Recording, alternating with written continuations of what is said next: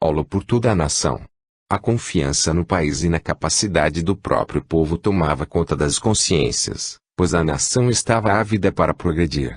Naqueles dias a indústria aeronáutica, antes produzindo apenas os poéticos paulistinhas, decidiu agigantar-se em São José dos Campos. Roberto percebeu que a aeronáutica se desenvolveria muito rápida em nosso país, inspirada no progresso de Brasília. Esta ciência espalharia muita grandeza pelas terras brasileiras.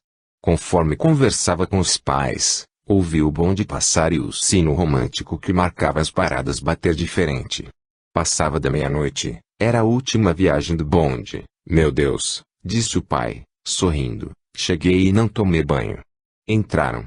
Logo depois, ouviu-se, bênção, pai. Bênção, mãe traço, enquanto o casal respondia em coro. Deus te abençoe, meu filho. Ao deitar-se, ele sentiu o quanto seu corpo estava cansado. Seu espírito planou longe, penetrando no passado. Voltou à Galha Cisalpina. Olhou aquela planície que dava lugar às ribanceiras dos afluentes do rio Ródano, próximo a Lyon, na França. Percebeu um vulto que se aproximava, era Pedrinho. Ouviram uma voz linda, parecida ao vibrar das cordas de um violino, que penetrava na beleza da noite enluarada. Filhos do coração, sofredores das trilhas da vida, vocês sabem o que já passaram pelo resgate dos graves erros do passado. Trabalhem, porque ainda lhes restam algumas dívidas a serem pagas. A voz silenciou momentaneamente, como se, numa orquestra, o violino parasse de tocar. Mas logo continuou cheia de amor. Trabalhem com muito amor nessa profissão grandiosa. Desviados do bem, vocês destruíram cruelmente relacionamentos entre vilas, cidades e aldeias. Agora unirão gentes e povos, nas suas viagens. No passado, populações viram aterrorizadas o estandarte dos leões. Agora a bondade da justiça divina lhes dá nova oportunidade de pagarem seus débitos. As aeronaves de vocês serão veículos de esperança, com a missão de intercambiar, entre os homens, bons sentimentos, felicidade, grandeza, cultura, unindo tudo nos pensamentos de amor. O trabalho lhes resgatará as dívidas.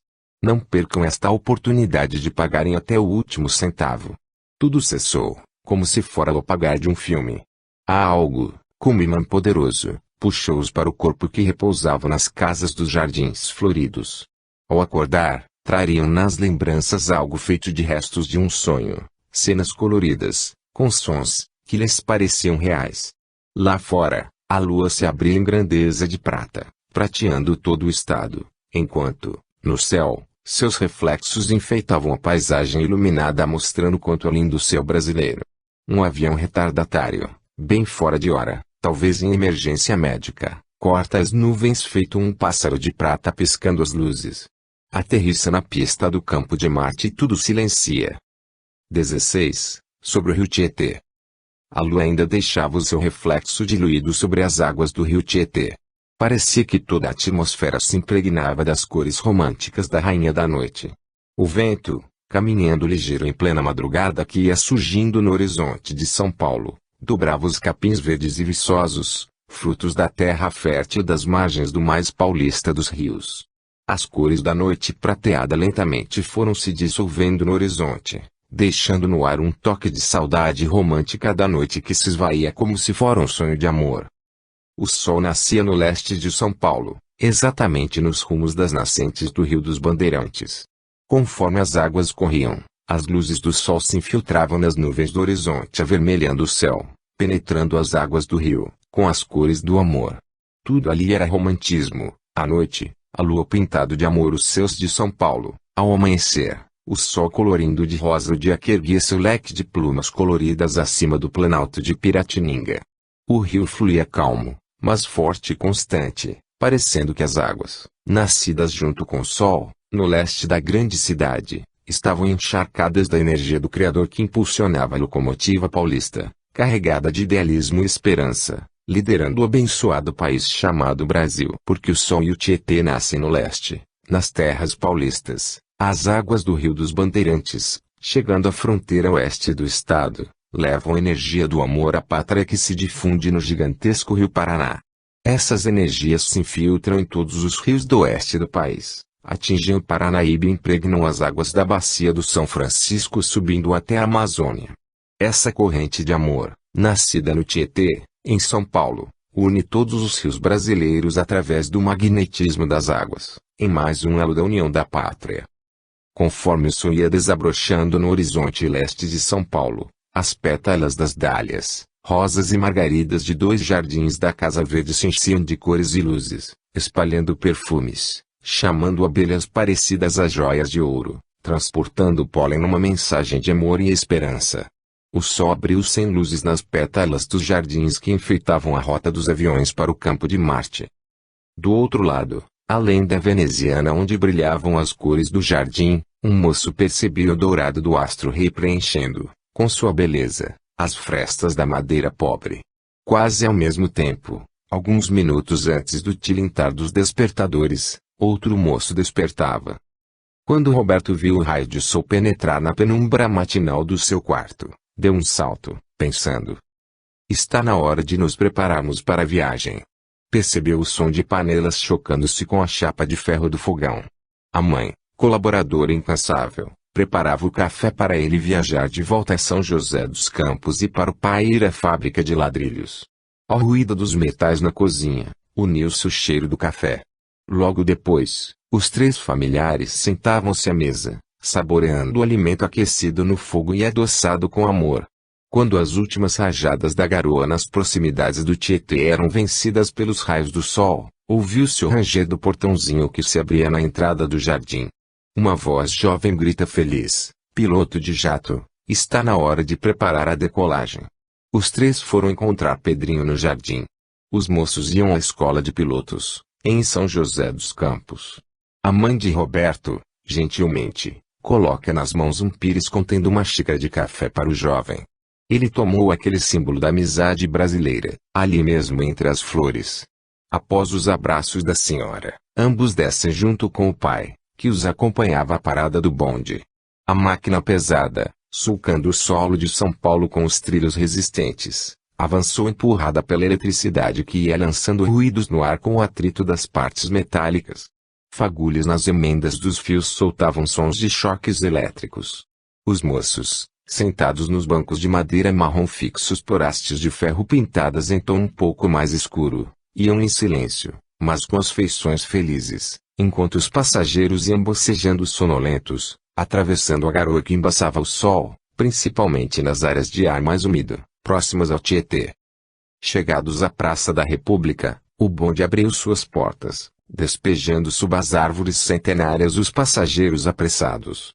Os moços iam carregando suas valizes com roupas, alguns livros, apostilas, docinhos e bolachas, nas quais as mães teimavam em colocar açúcar e afeto. Foram andando rápido para o ponto de ônibus, na Avenida Ipiranga, onde os esperavam a condução que os levaria a São José dos Campos. Estaciona ali a máquina enorme. Enquanto os passageiros sentam-se dentro do ônibus, lá fora o sol de São Paulo, ainda frio, dá bom dia aos que passam pela movimentada avenida.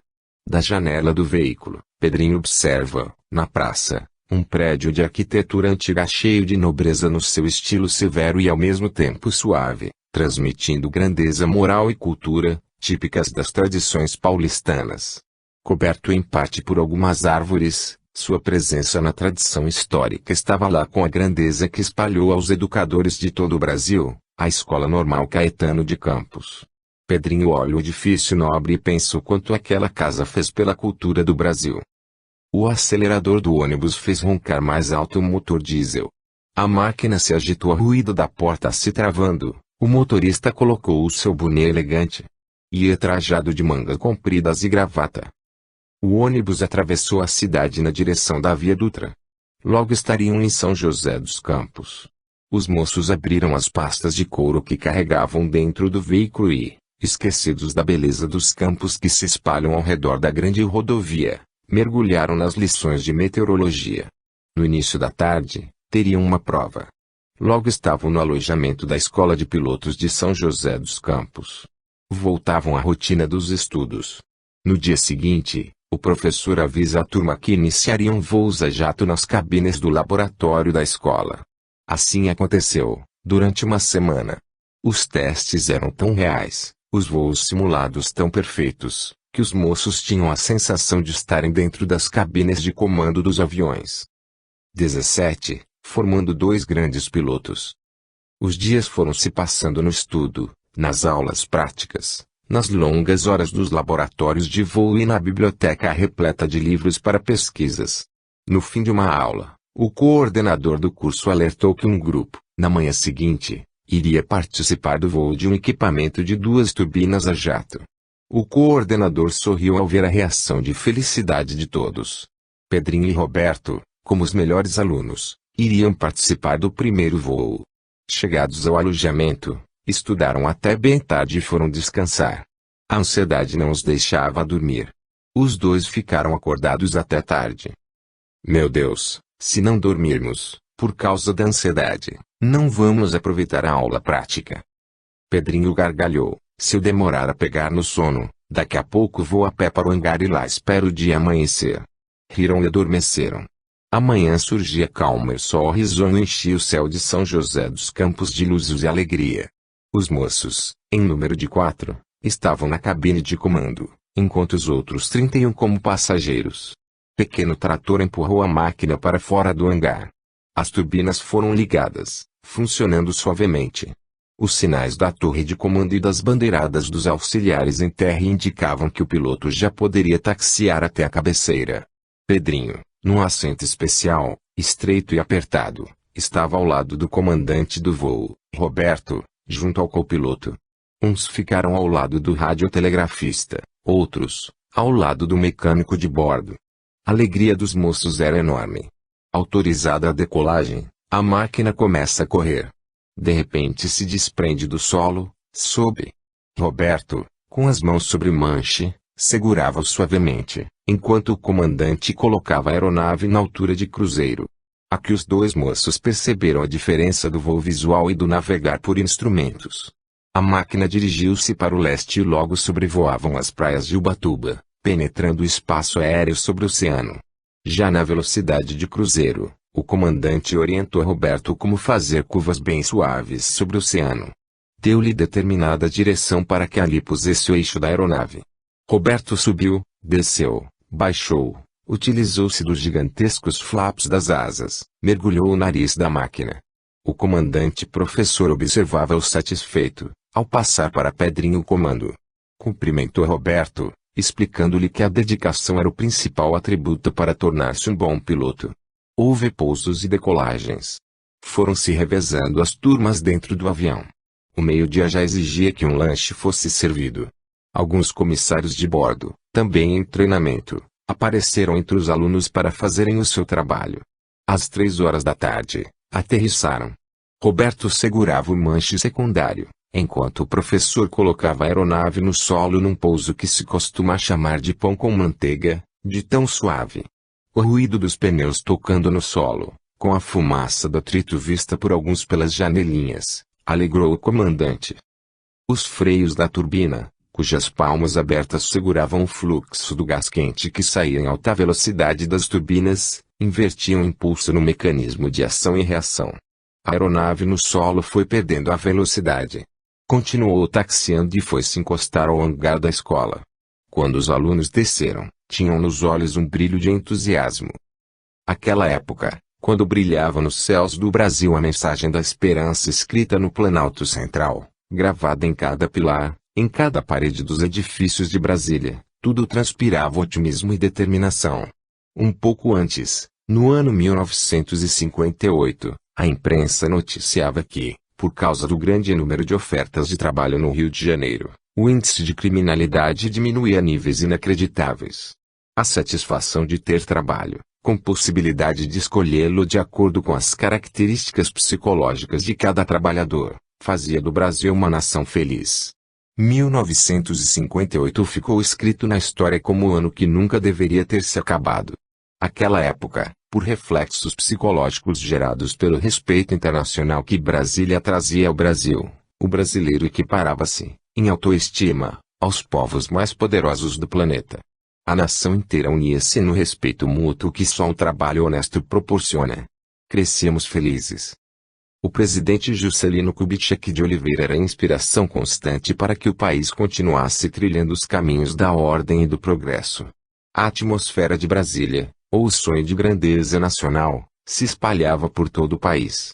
Enquanto o respeito, reflexo das atitudes do presidente progressista, norteava o povo, o país caminhou seguro na direção do seu glorioso destino. Quando as forças do ódio mancharam os horizontes do nosso futuro, através de uma sublevação militar sem planos e sem propósitos, o país caiu numa noite negra de lodo, de gritos e choro, de lágrimas de sangue, de dores e de medo. O grande presidente, democrata autêntico, foi impedido e amordaçado, calada a sua palavra de otimismo, que reerguia a confiança e o amor dos brasileiros. A nação brasileira, tendo recebido de suas mãos dezenas de aeroportos em todos os estados do país, principalmente no norte e centro-oeste, necessitava de um número imenso de pilotos, técnicos, comissários, mecânicos de voo, controladores de tráfego aéreo, enfim todos aqueles ligados à navegação aérea, tão indispensável num país de dimensões de um continente como é o Brasil. Vieram, porém, os tropeços. Os soldados saíram dos quartéis, o lugar que lhes foi reservado pelas tradições de paz da pátria, e cavaram sepulturas que enchiam de dor, lágrimas e de medo. Esquecidos do amor, os que deveriam auxiliar nossa gente a crescer espiritualmente, perseguiram nosso povo. Os dirigentes se embrenharam na política truculenta, desviando o Brasil dos caminhos democráticos da paz. Quando os porões escuros da ditadura sem alma transformaram-se em ninhos de crueldade, as tradições de paz deste povo magnífico foram esmagadas na escuridão do desequilíbrio e da insânia. De lá para cá, difundiu-se a tradição do deboche à nação e do desrespeito às nossas mais sublimes aquisições morais. Ampliou-se a falta de justiça e respeito à cultura brasileira.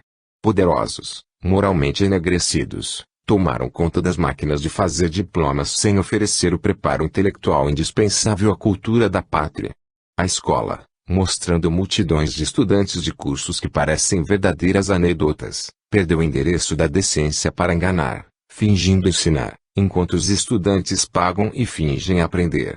Sem a cultura sólida, as lideranças se esfacelaram. Sem as lideranças culturais, os grandes empresários brasileiros perderam os pilares de sustentação. Sem empresários líderes, a indústria brasileira, os bancos brasileiros, as companhias brasileiras foram entregues, de presente, ao controle de sanguessugas, sem compaixão, de entidades internacionais que jamais se preocuparam com o bem-estar do homem brasileiro, mas que se ocupam em dominá-lo. Chegam essas entidades ao auge do desequilíbrio, colocando o planeta à beira de uma catástrofe ambiental irreversível. A corrupção ameaça desmontar a estrutura básica do país independente, com a cruel desculpa da globalização.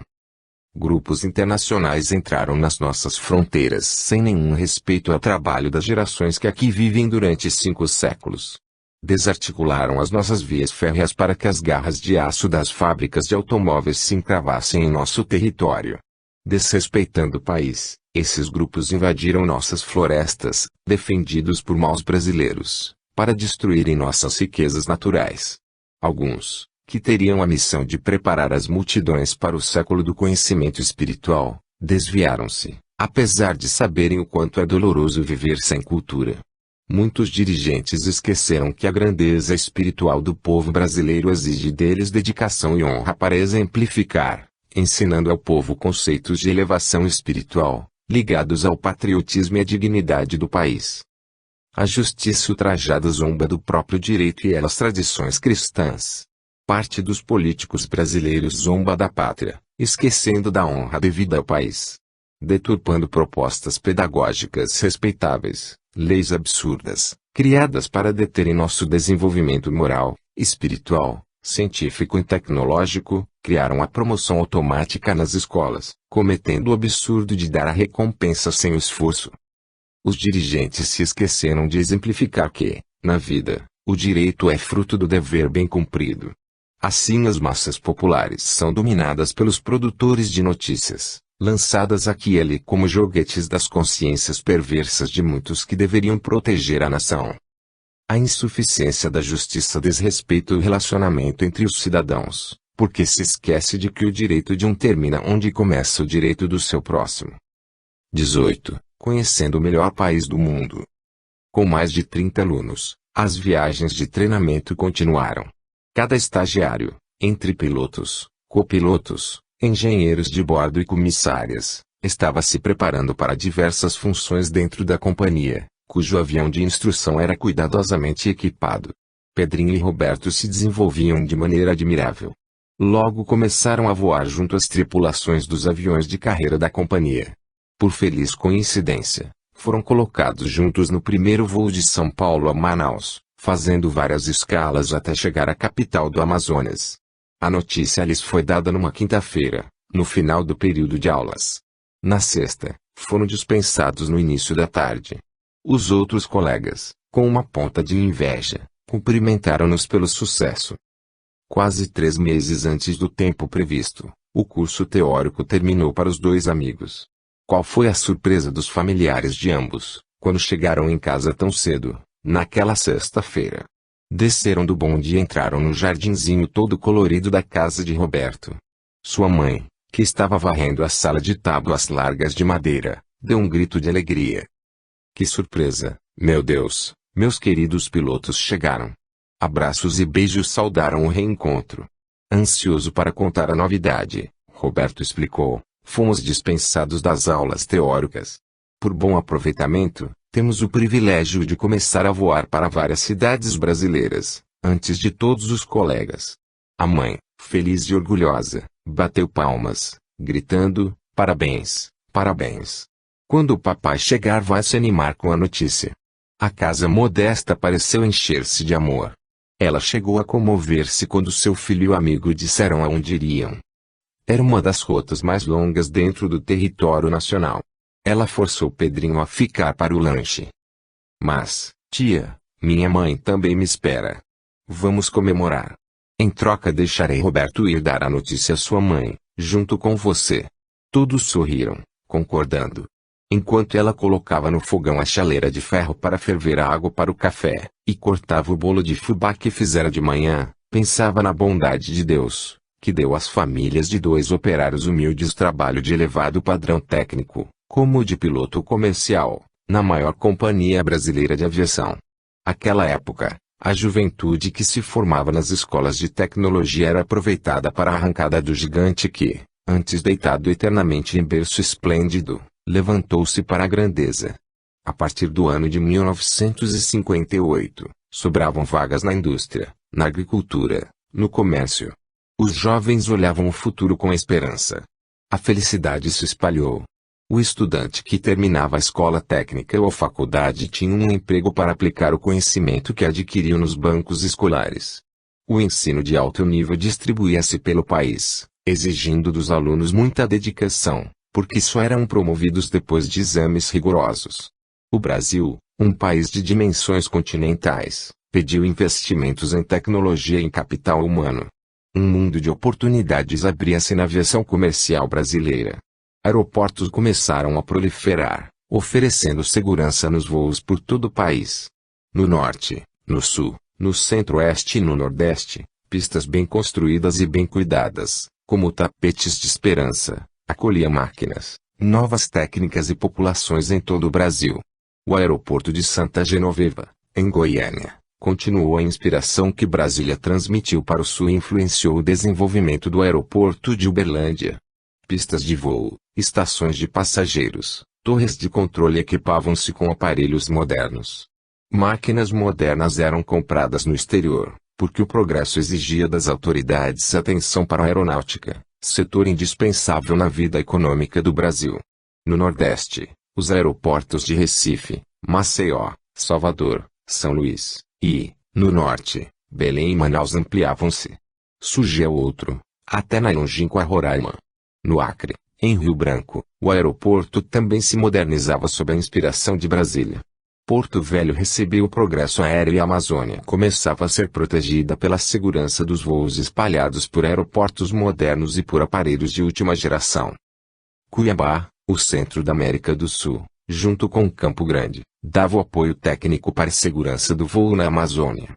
De Brasília, interpenetravam-se as ondas do radar, cobrindo as rotas aéreas. No interior de São Paulo, estações do Sindacta recebiam a malha protetora para aviões de todos os portes. Otimismo e confiança inundaram os corações, durante os anos dourados do progresso jamais visto na história do país. As atitudes firmes do governo espalharam oportunidades de trabalho por todo o território nacional.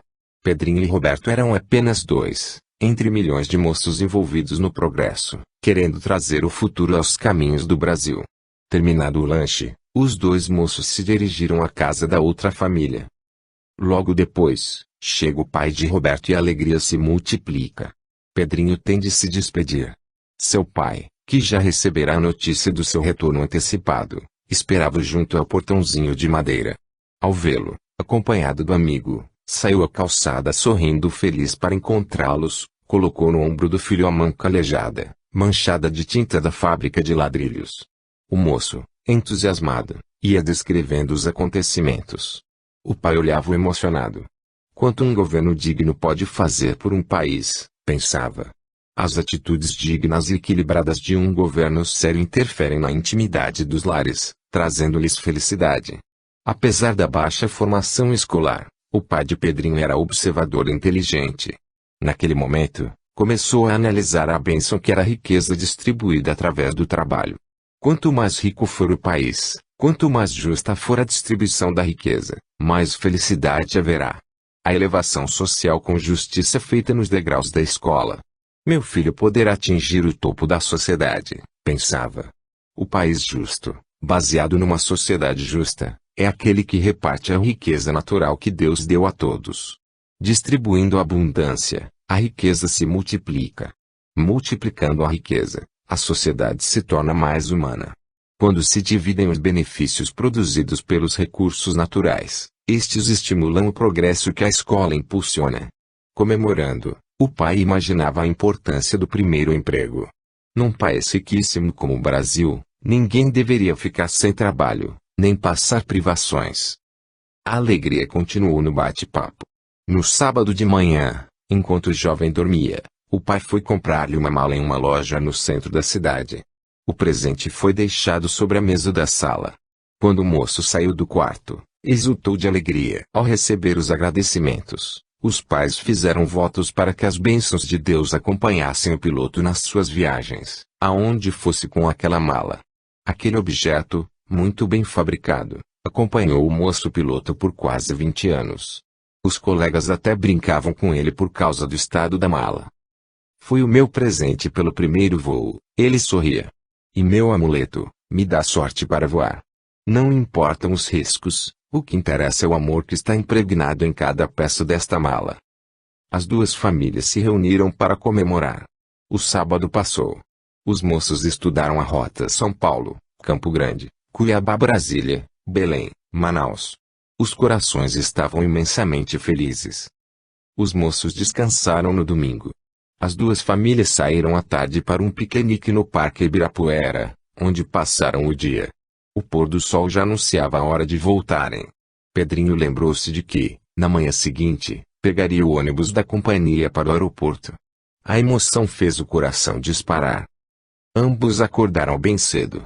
As mães, em cada casa, aprontaram o café. Roberto também recebeu do pai a primeira mala de presente. Seria paga em longas prestações. Ambas as famílias se juntaram, próximas à parada do bonde. O ônibus, quando virou a esquina, apareceu enorme, branco e azul, com uma faixa dourada no meio onde estava escrito o nome da companhia. Eram os primeiros passageiros. O motorista abanou a mão para os familiares.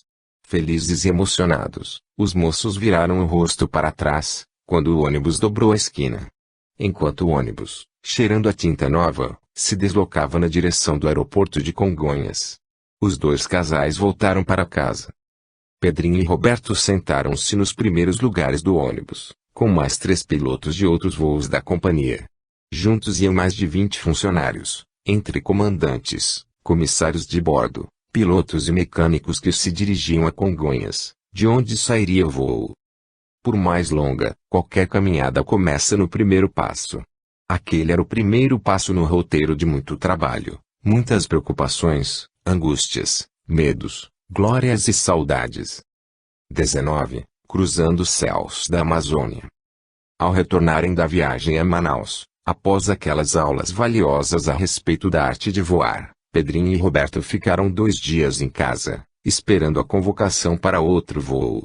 Ao saber que fariam a rota São Paulo, Rio Branco, animaram-se para conhecer o extremo oeste do país, o estado do Acre. Novas experiências se juntariam às que iam guardando para o futuro. Iniciou-se o voo, a nova aventura na Amazônia alegrava-os. Após um trajeto tranquilo, iniciavam a descida na cidade de Campo Grande, joia rara construída no Brasil Central, refletindo a tenacidade de um povo muito trabalhador. Quando o avião pousou, Pedrinho e Roberto, em nome da companhia, foram à porta de saída a despedir-se dos passageiros que desembarcavam. Quando a porta se abriu, todos se sentiram entrando num forno de assar pães, tamanho era o calor da região. Mas a capital do Pantanal cativou-lhes o coração. Já ao cruzarem o céu do Mato Grosso, percebiam, abaixo do nível em que voavam, enormes bandos de tuius se deslocando sobre o Pantanal. Aquele nicho ecológico é um dos maiores criadouros de animais do planeta. Os 2 moços estavam muito felizes por estarem conhecendo a grandeza do Brasil. Viam a natureza deslumbrante, refletindo o amor de Deus que criou todas aquelas maravilhas, o Rio Paraná, o Rio Paraguai, o Cocim, o Miranda, o Taquari, o Cuiabá. Todas aquelas águas despejavam vida na intimidade da planície onde se formavam pássaros, peixes e mamíferos. Visto do alto, o Pantanal parece gigantesco oásis, irrigado por águas que alimentam milhares de espécies de peixes se espalhando pelos rios e lagos, distribuindo fertilidade e abundância. As águas tranquilas pareciam caudais de esmeraldas líquidas espalhando a cor da esperança. Aproximando-se de Cuiabá, os pilotos, conhecedores de história, imaginavam os rastros das botas destemidas do bandeirante Pascoal Moreira Cabral marcando o solo, para fundar a cidade em 1719. Na paisagem deslumbrante, ao redor do rio Cuiabá, cresceu a capital alicerçada no ouro que brotava das águas. Os bandeirantes, paulistas desbravadores, formaram as ruas antigas, criando o centro histórico. A cidade foi se expandindo com as construções modernas.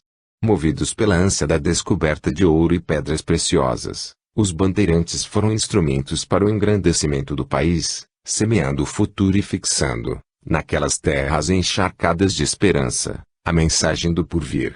O ouro das margens dos rios e riachos era abundante e poderia enriquecer muito a cidade. Se estivessem lá apenas pelo ouro, poderiam permanecer naquelas paragens por mais de um século. Eles, porém, tocados por uma força que não entendiam, deixavam as minas em franca produção para mergulhar no desconhecido das selvas e dos campos sem fim. Os desbravadores seguiram como se algo ou alguém os empurrasse até as fronteiras com o Peru. O que os impelia a deixar para trás a riqueza já descoberta e seguir com as bandeiras e monções, abrindo as cortinas da selva, buscando novos horizontes de aventuras. Na ambição de conquistar as terras virgens, eles continuaram a caminhada, formando cidades, levando a civilização onde havia a selva, apenas a selva. Com isso, iam levando mais para o oeste as fronteiras, dilatando o território do Brasil. Pedrinho via cenas reais naquele curso de brasilidade. Quando a aeronave pousou, vendo tanta grandeza, ficou orgulhoso do seu país e sentiu-se abençoado por Deus. De Cuiabá seguiram para Porto Velho, capital do estado de Rondônia, homenagem do Brasil ao Marechal Rondon, o desbravador que contata em dezenas de tribos que viviam isoladas nas selvas, conquistando-os para a cidadania brasileira. Rondon aproximou-se com a mensagem de paz, de profundo significado cristão: morrer se preciso for, matar nunca. Rondon era guiado por aquela força que só tem os idealistas que vivem e são capazes de morrer pela grandeza do país. Quando Roberto viu a cidade de Porto Velho brotando da floresta amazônica, cheia de vigor, emocionou-se. De Porto Velho a aeronave levou-os a Rio Branco, no Acre.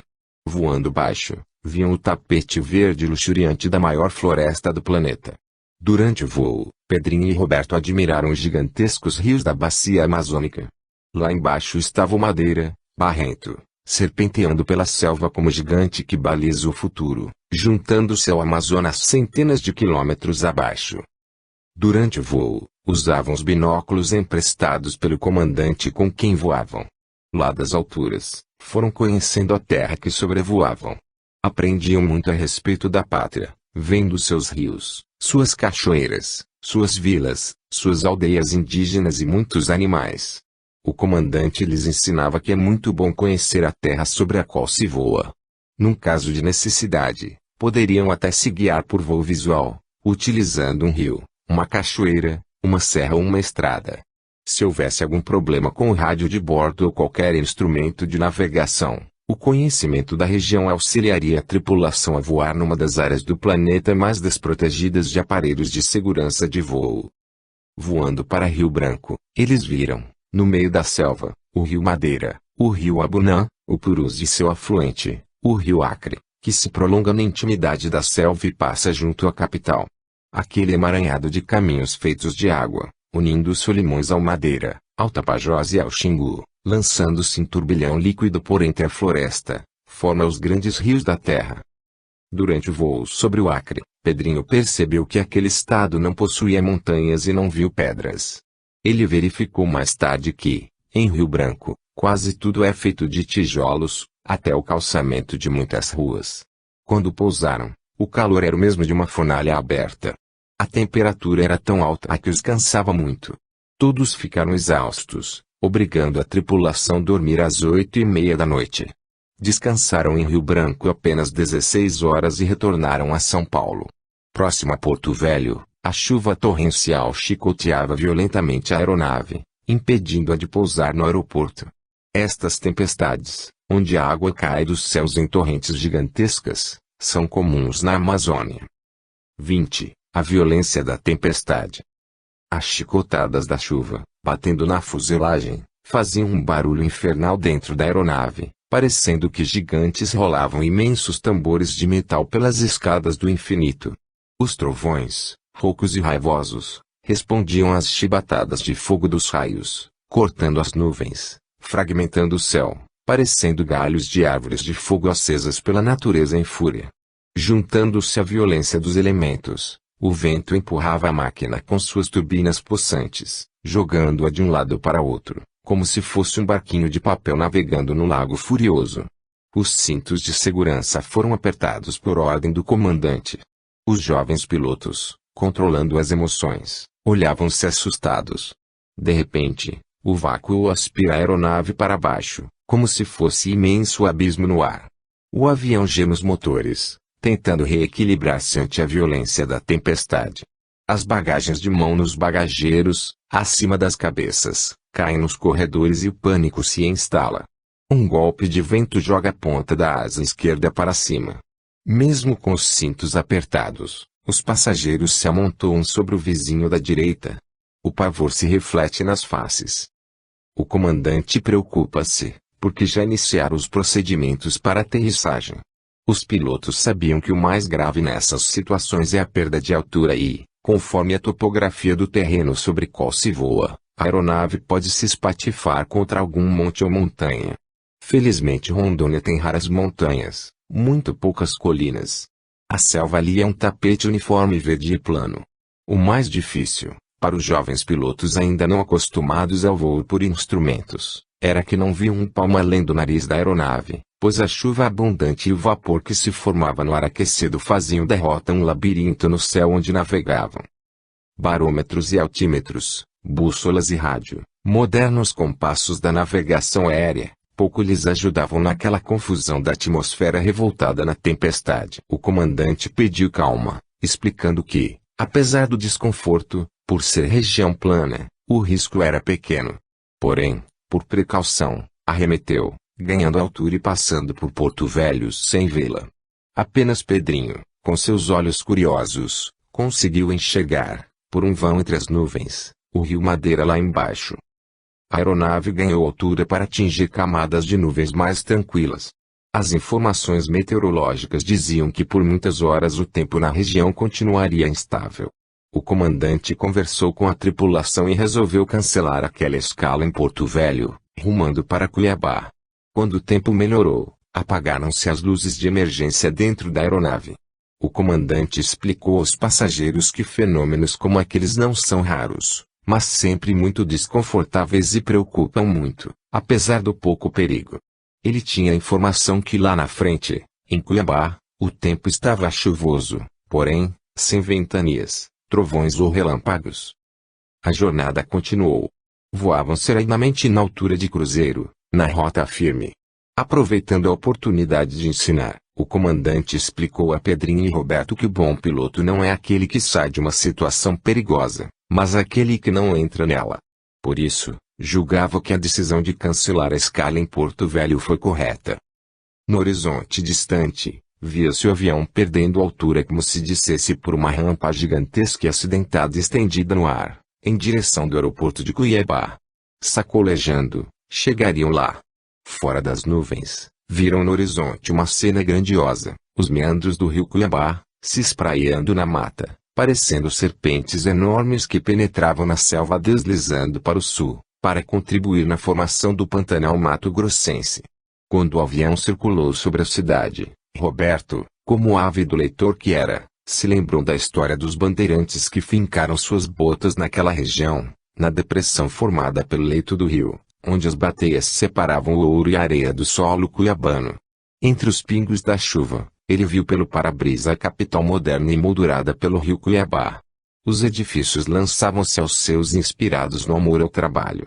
Conforme a aeronave perdia altura, buscando a pista do aeroporto, ele notou a diferença entre a cidade histórica e as construções modernas ao redor. Ouviram-se os ruídos do trem de pouso se abrindo, os flaps aerodinâmicos levantando-se das asas e o ruído dos reversores das turbinas freando a máquina prateada. Quando os reversores se soltaram, a aeronave parou de vibrar e deslizou suave na pista, procurando os portões de desembarque. Ao parar, o comandante experiente pediu para Pedrinho e Roberto examinarem a fuselagem. Ele tinha quase certeza, pela violência dos ruídos da ventania, que alguma parte do corpo do avião deveria estar danificada. Eles desceram pela escada, antes dos passageiros. De fato, na traseira da fuselagem, no lado esquerdo acima da cauda, havia um amassado no alumínio com mais de 2 metros de comprimento por 60 centímetros de largura. Felizmente, as partes vitais como o leme e a cauda não foram atingidos. Relataram ao comandante os seus achados, opinando que não havia perigo em continuar o voo. Técnicos da companhia aérea, em Cuiabá, foram consultados. Os passageiros desembarcaram e a aeronave foi minuciosamente examinada. Não havia problema para o prosseguimento do voo. O tempo perdido na pesquisa foi compensado pela passagem, sem escala, por Porto Velho. Os passageiros que deveriam desembarcar na capital de Rondônia seriam transferidos para outro voo que vinha de Campo Grande. Os moços, naquela ocasião, tiveram seu batismo de fogo, ou de água e vento, conforme brincou Roberto. Vinham acumulando experiências com as horas de voo. Todos reembarcaram. O comandante explicou aos passageiros que voariam sem problemas até Campo Grande, São Paulo. A decolagem, apesar da pista úmida, foi normal. Ultrapassaram as nuvens de chuva, que foram diminuindo. Agora voavam tranquilos e logo chegaram à imaginária rampa de descida. Atravessando as nuvens chuvosas, com muitos solavancos, aproximam-se da bela capital do Mato Grosso do Sul, Campo Grande. Com suas áreas verdes, belos parques, mostrando ao seu redor o respeito ao meio ambiente, com o progresso caminhando junto ao bom senso para conservarem o Pantanal maravilhoso. Do alto, viam-se os verdes cenários encharcados de água em gigantescas árvores mergulhadas no imenso lago formado pela chuva na planície ampla. Pela beleza daquele cenário, os para-brisas da aeronave transformavam-se em tela deslumbrante, como nenhuma outra que Deus criou na terra. No pouso tranquilo tocaram o solo. Logo mais, com a troca de passageiros, dão um novo salto nos céus, até Brasília.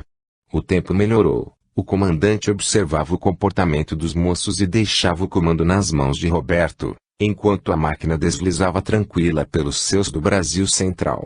Enquanto as turbinas empurravam a aeronave através das nuvens, o jovem Pedrinho ia pensando na beleza da profissão de piloto, na contribuição que ela poderia oferecer a um país de dimensões continentais como o Brasil. Aproveitando a serenidade do voo, ia pensando na nobreza do trabalho que transporta a cultura pelos céus do país. Imaginava, porém, a responsabilidade daqueles que, em terra, garantem a segurança do voo, como o controlador das torres, no seu posto de sérias tensões emocionais, pensava nos operários, calculistas, engenheiros, construtores e empreiteiros que fazem as pistas, que calculam os aterros quando estes suportam o asfalto e aeronaves pesadas que aterrissam batendo os trens de pouso com pesos gigantescos. Considerava que um voo seguro precisa de equipe tranquila, bem preparada numa cadeia de inteligências profissionais responsáveis. Se apenas um elo dessa corrente magnífica falhar, poderá causar catástrofes com perdas de vidas preciosas. O jovem piloto aprumou-se na poltrona, desviou o pensamento para as turbinas que nas alturas empurravam o avião na direção do próprio destino, levando homens, ciência, tecnologia, alimentos, mercadorias, medicamentos, enfim, frutos do trabalho coordenado de todo o país. A aparelhagem eletrônica indicava a aproximação de Brasília. Roberto entregou o controle da aeronave ao comandante e, junto a Pedrinho, ficou observando os procedimentos de aproximação do aeroporto, na aterrissagem.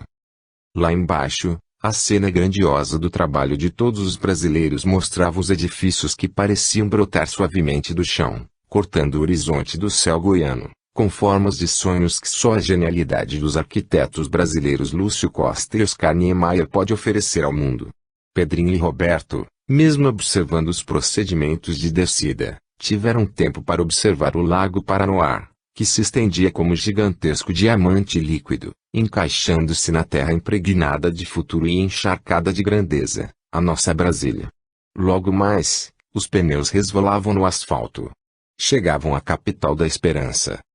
O cansaço, fruto da tensão emocional mais do que o trabalho físico, foi tomando conta de toda a tripulação. Roberto suspira fundo. Mais um salto no ar e estaremos em casa, companheiro. Chegaram a São Paulo. Os dias foram se desenrolando, transmitindo experiência, criando preocupações, vencendo decepções, mas, acima de tudo, confortando-os no sentimento do dever retamente cumprido, coroando-lhes as horas. 21. O grande piloto se despede. Certo dia, depois de retornarem de Buenos Aires e Porto Alegre, com o comandante e o instrutor amigo, pousam em São Paulo. Desembarcam. Muitas comissárias de bordo, carregando lindos buquês de flores, cumprimentam com sorrisos o comandante, que desce as escadas pela última vez, pois no dia seguinte se aposentaria. Pedrinho e Roberto respeitavam muito. Eles acompanham o mestre na passagem daquele corredor das comissárias, com 10 moças de cada lado. Elas recebem o comandante com buquês de flores, no desembarque do seu último voo. Mais de 50 pessoas o aplaudiram. O comandante retira o quipe em sinal de respeito e, como o dorso da mão, enxuga o canto dos olhos. Quando o piloto exemplar, de cabelos grisalhos, atravessou a porta do salão, virou-se para olhar a pista. Os 2 moços o acompanhavam. Olhou emocionado a aeronave estacionada. Ficarei com muita saudade deste pássaro magnífico. As pequenas deformações e riscos na fuselagem são cicatrizes de grandeza que Deus lhe colocou, que marcaram o meu coração e me mostram que, apesar dos perigos passados, a vida me deu a alegria de chegar ao fim da carreira, cheio de saúde. Estou feliz com a missão cumprida.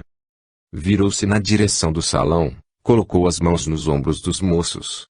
Que Deus os acompanhe na vida, como me acompanhou. Abriu-se num sorriso que lhe refletia a alma bondosa. Olhou ao redor, voltou a cabeça para a pista, olhou ao longe do aeroporto de Congonhas e lembrou-se que, 35 anos atrás, decolava num voo de piloto privado. Contendo a emoção, penetrou na sala envidraçada, coberta de cortinas de seda. A esposa e 3 filhos o esperavam. Um dos filhos começava a carreira de piloto, outro era advogado e o terceiro, médico residente de cirurgia no Hospital Universitário de São Paulo. A esposa mostrava seu porte nobre, olhos azuis esverdeados, cabelos alourados, algumas rugas ao redor dos olhos eram o resultado das preocupações nas horas de voos do marido, tanto tempo em viagens internacionais. O comandante se emocionou com a surpresa, ao perceber que aquilo era o prêmio de reconhecimento da companhia e dos colegas. Quando se aproximou do centro do salão, o diretor da companhia abraçou-o, sua esposa entregou ao comandante um buquê de flores, rosas de tom vermelho vivo com a faixa: "Muito obrigada pela dedicação a nós todos, querido pássaro errante." O diretor, ao ver Roberto e Pedrinho, cumprimenta-os dizendo-lhes: "Estão muito bem acompanhados, são 3 pilotos de alta categoria que orgulham a nossa empresa." A tripulação se esqueceu do cansaço da viagem tão tensa e se divertiu. Uma conjunto musical dos funcionários da companhia começou a tocar uma música. O diretor, com o microfone na mão, anunciou que o pássaro errante iria dançar com a esposa a valsa do Aden. Alguns riram, mas, quando soaram os acordes da valsa, todos aplaudiram. A festinha se prolongou, com os bate-papos entre os amigos. Pedrinho e Roberto prestaram atenção, aprendendo sobre viagens. O comandante contou que, certa vez, quando decolava de Nova York para São Paulo com a temperatura de 25 graus abaixo de zero, a aeronave taxiava sobre a camada de neve que os tratores não conseguiram retirar totalmente da pista. Conforme corria para ganhar velocidade, caminhões, como aqueles do Corpo de Bombeiros, iam lavando as asas para descongelar a neve, numa operação muito perigosa. E os casos continuavam. Certa vez, sobrevoava Chicago e a torre de controle deixou esperando, voando em círculos, enquanto a tempestade de neve não lhe dava a chance para se deslocar para o aeroporto de segunda opção. O peso do avião aumentava com a neve nas asas, além da lotação total de passageiros que chegavam do Rio de Janeiro.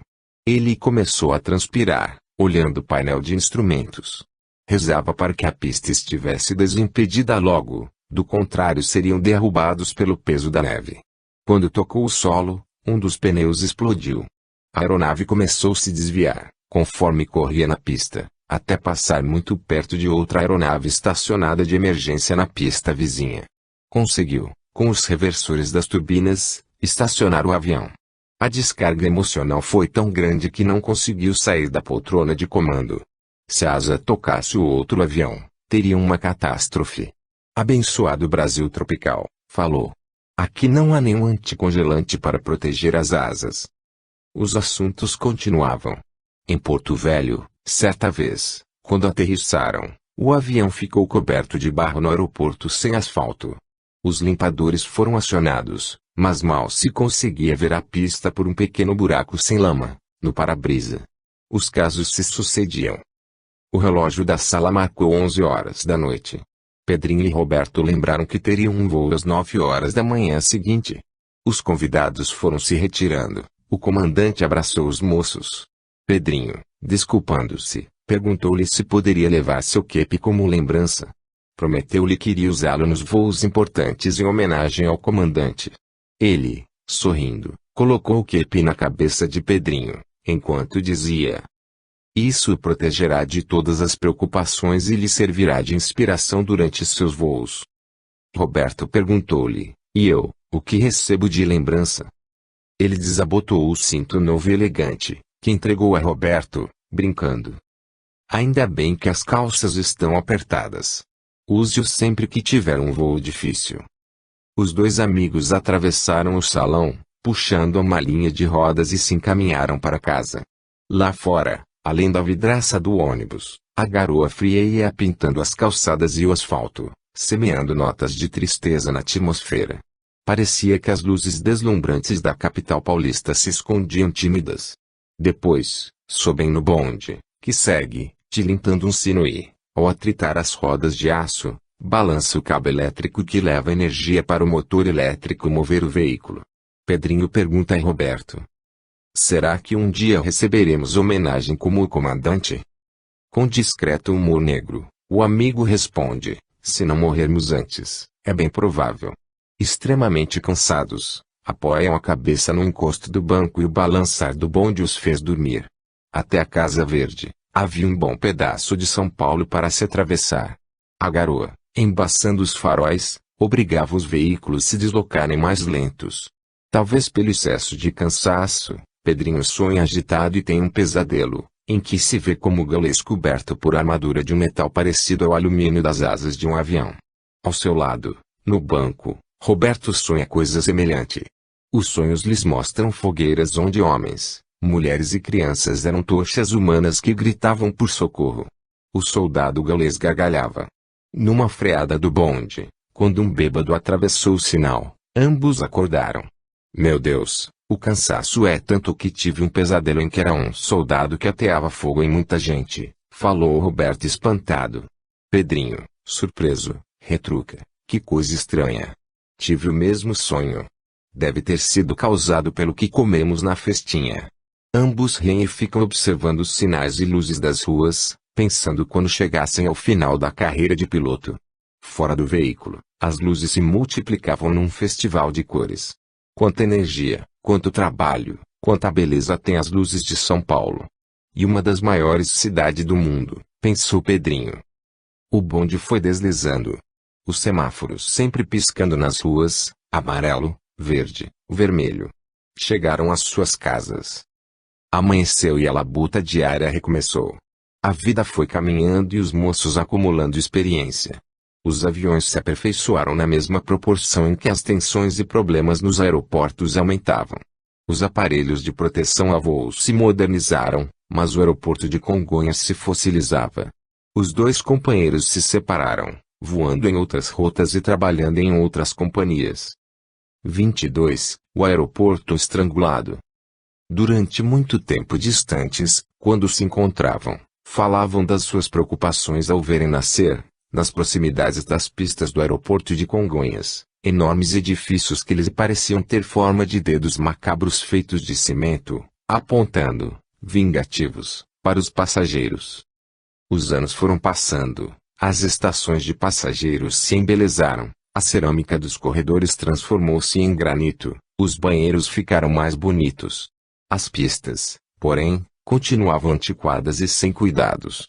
As verbas para isso são manuseadas a critério de empreiteiras e administradores sem amor ao patrimônio público, orientados por interesses pessoais de diretores e governantes que se esquecem da missão de defensores da sociedade. O sagrado dinheiro público é sugado, nas maiores taxas de impostos do mundo, das veias de trabalhadores jovens, mulheres e velhos. Porém esses recursos, planejados para finalidades indispensáveis, são usados impropriamente, depreciando a qualidade da construção pública.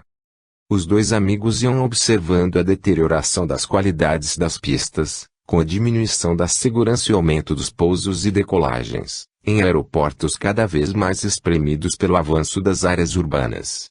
Infelizmente, a manutenção do aeroporto de Congonhas reflete a situação de outras obras públicas por todo o país, em grandes hospitais, no asfalto das estradas, na segurança das pontes, nas obras das ruas das grandes cidades e no horror da falta de planejamento, dos erros técnicos, sem punição, até no metrô da maior cidade do país. Observando a manutenção de uma aeronave no pátio, os dois moços trocavam ideias a respeito das tragédias que poderiam acontecer nos aeroportos brasileiros, principalmente em Congonhas e no metrô da capital paulista, que apresenta defeitos graves de construção, em vários setores. A falta de amor dos dirigentes desarticula a nação, comentavam os moços. Os que corrompem ou são corrompidos se esquecem de que só faremos uma pátria, onde teremos segurança para viver e criar a família, quando fizermos uma sociedade baseada na grandeza moral. Comentavam do entusiasmo que sentiram no início da carreira, diminuído pelas decepções com as atitudes dos que governam.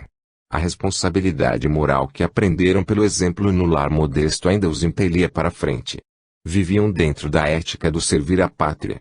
Com o tempo, foram percebendo a diminuição da qualidade de vida dos controladores de voo, o aumento da tensão emocional destes valorosos servidores da pátria, a deterioração do transporte aéreo no país, os ordenados dos que governam crescendo sem ética, enquanto funcionários de áreas vitais nos aeroportos mal conseguiam ganhar para a própria subsistência.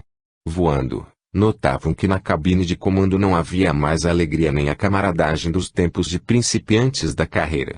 Episódios como a despedida do comandante, que eram rotina, agora se tornaram muito raros. As empresas começaram a exigir mais, pagando menos. As condições de trabalho e segurança foram diminuindo. A desorganização dos aeroportos, fruto da falta de respeito ao ser humano, fez a viagem aérea, no Brasil, uma atividade com riscos desnecessários. Surgem, então, Situações nas quais a perícia indiscutível dos pilotos brasileiros é insuficiente para contornar os problemas técnicos, criados pela desorganização administrativa dos aeroportos. A irresponsabilidade oficial coloca em risco milhares de pessoas, a maioria delas líderes do progresso e do crescimento cultural e econômico da nação, as quais se utilizam diariamente do transporte